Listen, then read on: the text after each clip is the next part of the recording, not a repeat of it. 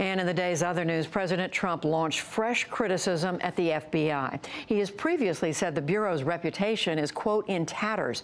Today, before leaving the White House to speak to its training academy graduates, the president reacted to reports that a handful of FBI officials investigating Hillary Clinton's emails and Russian interference in the election were biased against him.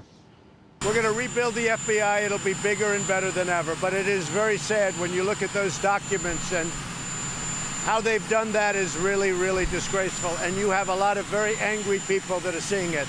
It's a very sad thing to watch, I will tell you that. An hour later in Quantico, Virginia, President Trump changed his tune. He called graduates of an FBI program for law enforcement officers incredible men and women. This afternoon, U.S. Attorney General Jeff Sessions defended the FBI against the president's criticism.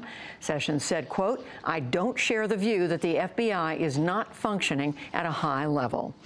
Separately, President Trump refused to say today if he'll consider pardoning his former national security advisor, Michael Flynn, who recently pleaded guilty to lying to the FBI about his contacts with Russia.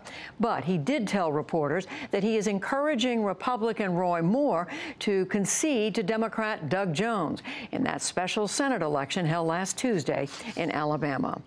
A federal judge is releasing President Trump's former campaign manager, Paul Manafort, from house arrest once he meets specific conditions. Manafort was charged in special counsel Robert Mueller's probe into Russian meddling in the election. He agreed to forfeit $10 million if he ever failed to appear in court, and he will be subject to a curfew and GPS monitoring. At least 4 Palestinians were killed in new clashes today over President Trump's recent decision to recognize Jerusalem as Israel's capital. Palestinian demonstrators threw rocks at Israeli troops in the West Bank and along the Gaza border after Friday prayers. The soldiers responded with tear gas and gunfire. More than 80 people were injured. The colossal wildfire in Southern California continued to grow today, fanned by strong gusts of wind. Firefighters have managed to establish a containment line around 35% of the deadly Thomas Fire. But they are preparing for a grueling weekend of unpredictable Santa Ana winds, which could trigger more flare-ups. The U.S. Department of Interior says it is taking action after a new survey found that 1 in 3 of its employees said that they had been harassed or discriminated against at work.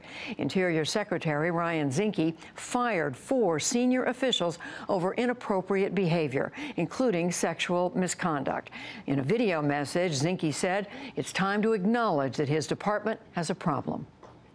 The survey shows that harassment, intimidation, and discrimination have been a common practice at Interior. A culture that tolerates such behavior tarnishes our noble mission of stewardship and breaches public trust. I'm speaking today to make it clear that the culture of harassment and intimidation, which this administration inherited, has come to an end. The Interior Department employs nearly 70,000 people. Its Bureau of Indian Affairs and the National Park Service had the most reports of harassment or discrimination. Movie actor Dustin Hoffman is facing more allegations of sexual misconduct. Variety first reported a playwright claimed that Hoffman exposed himself to her in a hotel room in 1980 when she was 16. 2 other women alleged that he sexually assaulted them during the filming of the movie Ishtar. His lawyer responded, calling the claims, quote, defamatory falsehoods. In all, 6 women have accused the actor of impropriety. Today marks the deadline for most Americans to enroll for health insurance through the Affordable Care Act. Midnight Pacific time is the cutoff for the 39 states served by the healthcare.gov website. And in a separate development, a federal judge in Philadelphia temporarily halted a Trump administration policy limiting women's access to birth control. It allowed employers to opt out of an Obama-era mandate that they provide free contraception for employees, citing religious or moral objections. And on Wall Street today, all three major stock indexes closed at record highs in anticipation of next week's tax reform vote.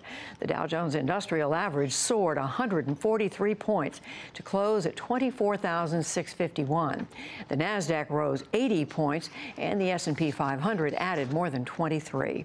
For the week, both the Dow and the Nasdaq gained more than 1%, and the S&P 500 rose a fraction of a percent.